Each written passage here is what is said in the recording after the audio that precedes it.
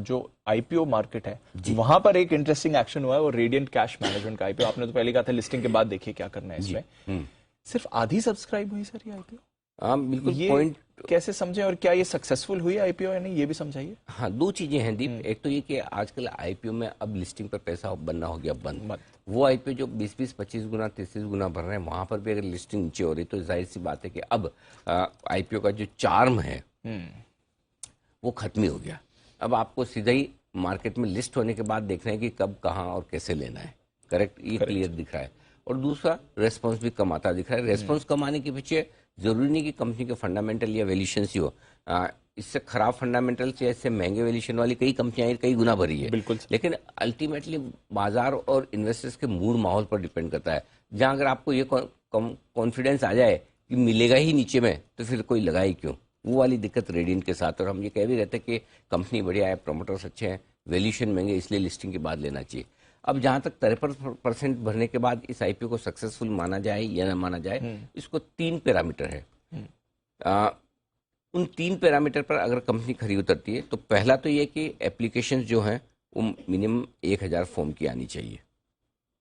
दूसरी जो कंडीशन है, क्यूआईबी का पोर्शन पूरा भरना चाहिए। अगर क्यूआईबी का पोर्शन नहीं भरा तो आईपीओ रद्द माना जाएगा। और तीसरा ये कि जो कुछ भी कंपनी का मार्केट कैप बनता है इश्यू प्राइस पर, उसका 10% पैसा आ जाना जरूरी है। अच्छा, तो पहले में 1000 फॉर्म आए या नहीं आए वो हमें पता नहीं, लेकिन जो पीआर एजेंसी बता रही है उनके मुताबिक ये इश्यू पार हो जाएगा। तो लगता है 1000 फॉर्म अरेंज करना कोई बहुत बड़ी बात तो नहीं है। सो आई थिंक वो हो चुका है। क्लियरिटी अभी तक ऑफिशियली नहीं है, लेकिन वो हो चुका है। दूसरा, क्यूआईबी का पोर्शन क्या 1 गुना भरा है? जी हाँ, जरूर भरा है, क्योंकि 116 करोड़ रुपए उन्होंने एंकर से भी जुटाए थे और क्यूआईबी का हिस्सा था जो 1.01, बस भर गया, बॉर्डर पे पहुंच गया, फिनिशिंग लाइन। हाँ, मतलब वो फिनिशिंग बस पास हो गया। बस हाँ।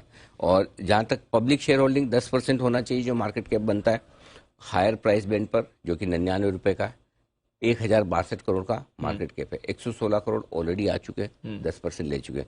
तो टेक्निकली इश्यू पास है, बट बाकी सारे पैरामीटर्स पर फेल है। क्योंकि अगर 99 रुपए की छोटी प्राइस और छोटी साइज के इश्यू से भी अब लोग मुंह मोड़ रहे हैं, तो ये आईपीओ लाने वाली कंपनियों के लिए और लीड मैनेजर्स के लिए एक बहुत बड़ा लेसन है। जो पहले अभी हाल ही में कौन सा वो एक और इश्यू आया था, ग्लोबल फाइनेंस, स्टार फाइनेंस वाला क्या, फाइनेंस कंपनी का, फाइनेंस कंपनी का, जिसमें लोगों ने फाइव स्टार फाइनेंस, वहां पर भी सेम सिचुएशन हुई थी। पूरा भर नहीं पाया, लेकिन इन कंडीशंस को पूरा करने की वजह से वो पार हो गया। ये आधा भरने के बाद भी हो जाएगा। लेकिन वही वाली बात है कि जब आधा भर के भी अगर इश्यू पार ही होना है इन कंडीशंस को, तो फिर ठीक है, अब जो भी है। बट लीड मैनेजर्स और प्रोमोटर्स अब जो भी आईपीओ लाने की तैयारी में, समझ लीजिए बाजार आसानी से आपको पैसे देने वाला है नहीं। सस्ता देना ही पड़ेगा, सस्ता देना ही पड़ेगा, तभी पैसा मिलेगा, अदरवाइज नहीं मिलेगा। तो वो जो है ना कि छोटी प्राइस छोटी साइज के आईपीओ में गेम हो जाता है। अब लोगों को सब समझ में आ गया, नहीं भाई, हम भाव से लेंगे, वैल्यूएशन से लेंगे, लिस्ट होने के बाद लेंगे, कोई हड़बड़ी और कोई जल्दबाजी नहीं है। और 20-20, 30-30 गुना भरने के बाद भी कोई गारंटी नहीं है कि तोड़फोड़ लिस्टिंग हो जाएगी तो पैसा बन जाएगा। और सबसे बड़ी चीज ये है, चलो यहाँ तो ठीक है 1 गुना मुश्किल से भरा है क्यूआईबी कैटेगरी। अब कल हम लैंडमार्क कार्ड से बात कर रहे थे, 8-9 गुना क्यूआईबी, 506 रुपए की इश्यू प्राइस है, अब 450 में मिलता है। अब किसी को नहीं लेना, किसी को नहीं लेना। 8 टाइम वाले क्यूआईबी गए किधर? एग्जैक्टली। तो क्यूआईबी थे या लिस्टिंग पे बेचने वाले लोग थे? एग्जैक्टली। क्यूआईबी तो क्यूआईबी के तरीके से सोचे, लॉन्ग टर्म होते हैं। वो 7 दिन 8 दिन की लिस्टिंग का कैसे सोच के लगाते हैं? गजब ही है, मतलब है ना।